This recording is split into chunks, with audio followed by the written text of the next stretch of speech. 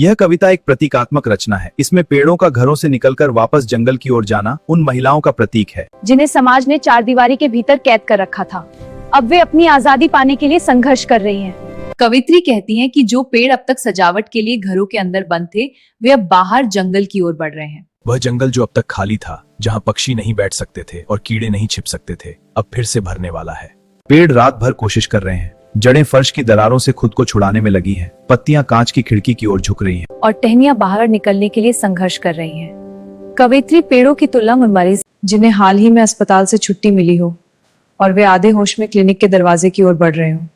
अंत में कांच टूट जाता है और पेड़ तेजी से बाहर की ओर निकलते हैं।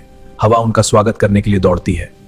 अब जंगल में पेड़ इतने ऊंचे हो गए कि वे चंद्रमा को भी ढक लेते हैं, जिससे चांद एक टूटे हुए शीशे की तरह दिखाई देता है। ये कविता संदेश देती है कि जिस प्रकार पेड़ों को कैद कर रख असंभव है, उसी प्रकार इंसानों, खासकर महिलाओं को भी किसी दबाव में रखकर उसकी उन्नति नहीं रोकी जा सकती।